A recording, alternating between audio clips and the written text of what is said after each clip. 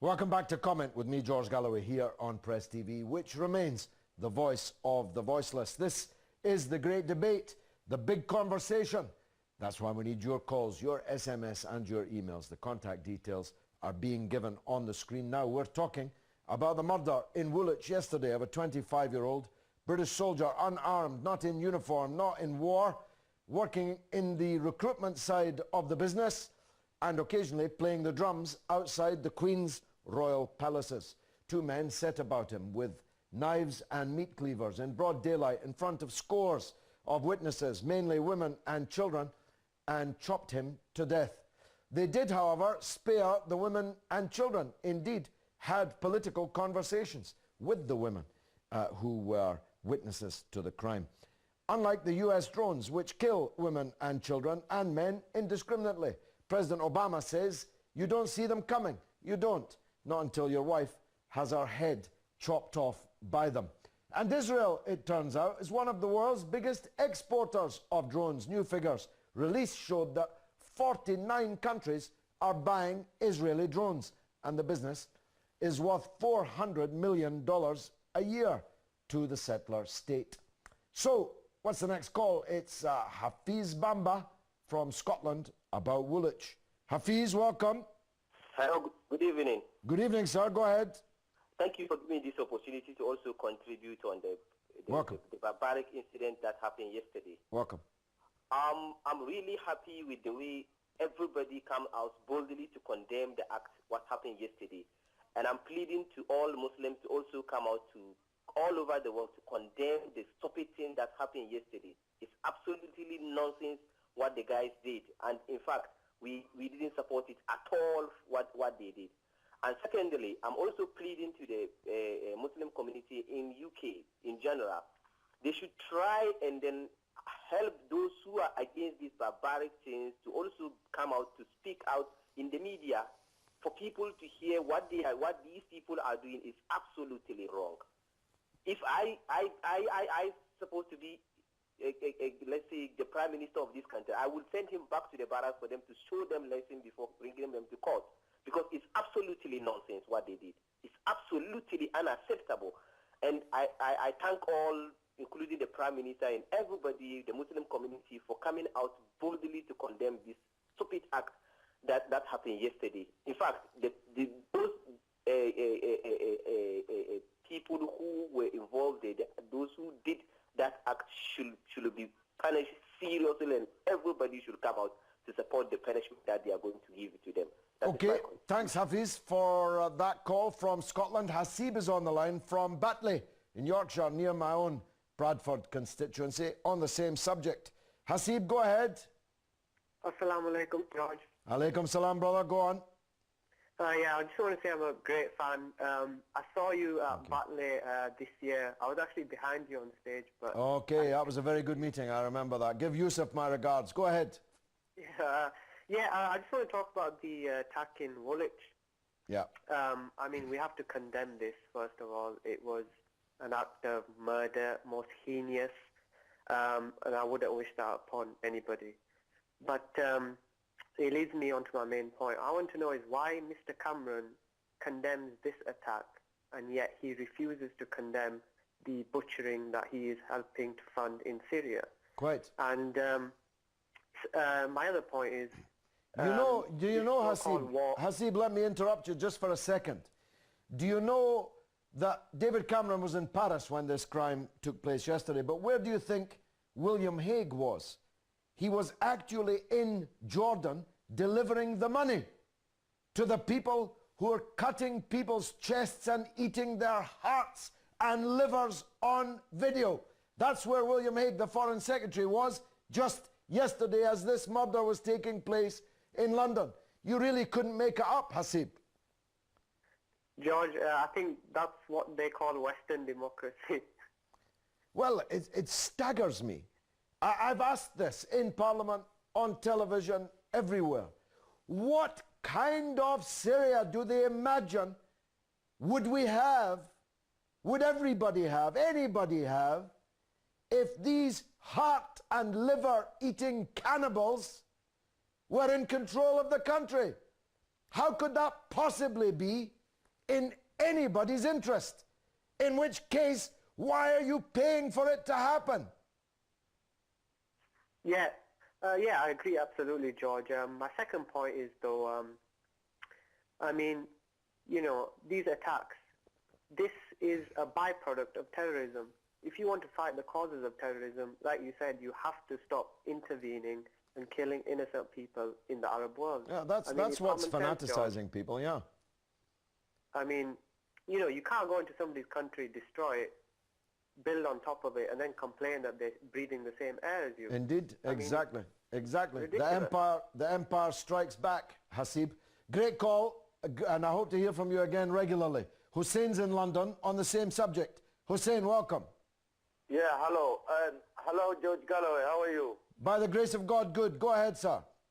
Yes. And I would like to thank you, and because in the Quran we have 25 prophets who are mentioned by Allah in the Quran, and all of them, they speak to the people and they tell them to do good, and whenever these tyrants, they stand right in their face and they tell them no, and they talk very loud and they tell them not to do bad things. So, and I see you and always in Parliament and everywhere you're talking that even if it's your government, you tell them no. And I would like to say that one day, you know, you will meet your God and He will reward you for, you know, talking so loud. And I know people might say, you know, you are not good, but the prophets in the Quran, they have been also called the same. So you are a man we always look forward to. But the other thing which happened yesterday, and that is unacceptable because, and they said, they were saying an eye for an eye, but you know, the one who shot somebody in Afghanistan is not the same man. So the Quran says an eye for an eye means if you slap me, I slap you back. But I can't slap your daughter or your brother or your sister or somebody else who is in your family. So that those men did is unacceptable, and that is an act, you know, that's purely evil. So, but the other thing that happened yesterday is the good thing was that these men were arrested. So, and I'm asking, and the people who are killed by the drones in Afghanistan and Pakistan and Somalia or whatever, who will arrest them? Because this man, luckily yesterday these guys were arrested. So I'm asking, who will arrest? Well, that's right. Killing, that's right. In Pakistan and Afghanistan, and they're going for a wedding, and the drone killed them, and then America says we are sorry, you know. And I'm even hearing that the guys who are operating the drones, what they say let's go and play the computer games. They call it computer games. You know, these guys just go and play exactly. computer things, and then they hit the drone. So I'm asking, the UK government should know that if they have hit the right spot in Afghanistan, killing terrorists, that is fine. But if they're hitting the bad spots in Somalia, Afghanistan, Pakistan, and yet they only say we are sorry, that's not enough because there are families whose children were butchered. So I personally am not happy with the man who was killed yesterday in Woolwich. I was so sad. But the other thing is, how should the government of UK should come out and say, we have killed this number of people in Pakistan, in Somalia, in Afghanistan, and US Barack Obama was speaking today, as we are speaking 5 minutes, 20 minutes before you, he was speaking live. He should also say, and even the David Cameron should say, we have killed just like this man, and they should not only say sorry because this man was arrested and he will go to court. But those people who kill Pakistanis, Somalis, Afghanistan, and people, the Israelis who are killing in Palestine, you know, and they're saying, oh, sorry, we are sorry, that was a missed target. Exactly. There's no fair trials, no fair trials for those people, Hussein. Yes, there's no trials at all for the people in Guantanamo Bay who have now been on hunger strike for more than 100 days. Some of them have been there now for 11 years, without charge, without trial, without any conviction, without any idea of why they're there. A living hell, a living death. These are the kind of things that are radicalizing Muslims in the world. Hussein, thanks for that call. Now to Husseini in London on both those subjects, Woolwich and the drones. Husseini, welcome. Hello there, George Galloway. Welcome, sir. Go ahead. Firstly, I would like to thank God again for giving me the opportunity to speak to you. Welcome, sir. Thank you very much. Basically, what I wanted to do was just send a message to two parties in particular. Firstly, those who are watching today's show, and the British government, and any party. You can be sure they're watching the show also. Sorry? They're also watching the show, or at least Exactly. people are on their behalf. Okay, basically, firstly, as a Muslim, I would like to condemn what happened yesterday. I have nothing to do with that person. I'm speaking as the ideology of moderate Islam. I have nothing to do with those people. Those people do not represent me and they do not represent God, firstly. So let's just make that fact clear. Secondly, my question for the British government is, firstly, I know Brother Hasib before, he touched on this before, but I just wanted to go over it one more time, was at the same time, can you just imagine, George, say if that person cut into the chest of that person and ate his heart, can you imagine the media reaction here in the UK? I mean... Exactly, yeah. Imagine if these killers yesterday had gone on to do what the guy whose wages we are paying did to the dead soldier in Syria. Cut open his chest, took out his heart and liver and ate it on video. Can you imagine if these people had done that in Woolwich yesterday? As you say, the timber would be shaking in the state, even more than it is today with what happened. And yet we paid that guy who ate that heart. And Haig was in Jordan yesterday to give them even more of our austerity money. Of course, George. And another thing I wanted to go over is, obviously we should consider our priorities. Of course, I'm a proud British Muslim. I'm proud of the fact that I'm British, and I'm proud of the fact that I'm a Muslim. But as a proud British Muslim, I would like to recommend my government to stop being hypocrites, firstly, and basically practice what they preach. Secondly, what I wanted to talk about was basically the situation in Saudi Arabia and Bahrain. Slightly off topic, but basically it's something which has been troubling me a lot, and I wanted to bring this out to a lot of people. Basically, you can't decide as a government, for example, let's say Saudi Arabia, you can't fund an army to stop protests in one place like Bahrain, and then go somewhere else like in Syria and then support rebels. It's just hypocrisy, and I think... Well, hypocrisy is their middle name, Husseini, so don't be surprised about that. Hypocrisy is their middle name. Thanks for the call. Got to cut you off because so many people want to get on this argument. Farah is in London, and I do like to have women as well as male callers, so we're going to prioritize her. Farah, you're welcome to the show. Go ahead. Good evening, George. Thank you so much for allowing me to have a couple of seconds or a few minutes to make a comment. Firstly, great to watch you speak up, take a stand, and actually articulate what a lot of us feel and are unable to have that podium or stand.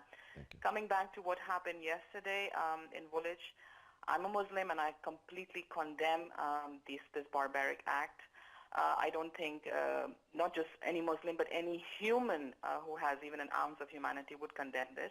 However, I fail to understand the double standards, the hypocrisy that the Western governments, that the Western countries and the media practice. I'm originally from Pakistan. Over 35 to 40,000 Pakistani men, children, women have been killed by drones, and they're called collateral damage, or collateral loss, sorry. Nothing is done about them. We fail to stop the Western governments, including America and other countries, attacking our country, a sovereign country, coming into our airspace. But what I feel with this happening, with all these drones, $400 million a year given to the Zionists to manufacture these, I get this really strong feeling, George, that this all revolves around money. Everything has to do with money. It doesn't matter how many humans are cut into pieces or shredded into pieces, especially if they're Muslims. Muslims, their lives do not matter. Thousands of Muslims are killed. Nobody bats an eyelid. One Westerner is unfortunately killed and hacked, and everybody goes up in arms. Look what has happened to Iraq. Look what's happened to Libya. They were all bosom buddies before. Now the same is being tried on Syria. The entire Middle Eastern map is being written, and we all know who for.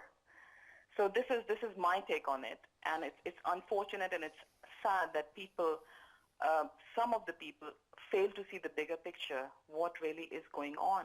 My goodness, Farah, what a wonderful call. I hope it won't be long before you call us again. That was Farah in Royal Ascot in England on Woolwich. Adam is calling from Somalia on Woolwich. Adam, welcome. Adam, are you there? Yeah, I'm here, George. Hello. Go ahead, sir. You're on the air. Greetings from Somaliland. Greetings to all my friends there in Somalia. Yes. Well, we'd like to be called Somaliland, but nevertheless, I like to talk about what happened yesterday in Woolwich, and I think nothing can extenuate what happened yesterday and what these thugs have done to that man. That was barbaric. That was absolutely something that every human being should condemn. That kind of criminality. We know that there are so many unfair things being done to Muslims, but that doesn't mean that we will be having things like that. No, of course. Adam, I'm going to cut you short only because of the quality of the line, though not the quality of the call, and also the marching hour. Nadir's on the line from Iran on Woolwich. Nadir, welcome to the show. Hello, James. How are you? Yeah, by the grace of God, I'm good. Go ahead. Okay, I called to say that we are not in a position to condemn living people. They do act as they go out, like your conservative and like your whoever the Democrats in America. In the past history of our politics in West, always, when there's a conservative in England, there's always a Republican, so they don't get together and they don't shit on this earth. What they've done, they've gone, since both sides been Democrats and conservative, they've gone to all the Middle East. They destroyed everywhere. They cut heads in the middle of Baghdad, in the middle of Damascus, where the blood less colorful than the English blood. Wow. They lost millions. Well, look, that's powerful. That's powerful, Nadir. And I'm going to leave that one there on the wall. Everyone heard it. Nazir from London on Woolwich. Nazir, welcome. Hello, Mr. Galloway. Nice to talk to you. And you, sir. Go ahead. Thank you very much for this topic. As a Muslim, we have to condemn this, and I think it is nothing to do with Islam, this killing. As in Holy Quran says, Allah subhanahu wa ta'ala, if anybody kill any innocent, it means it's kill the whole humanity.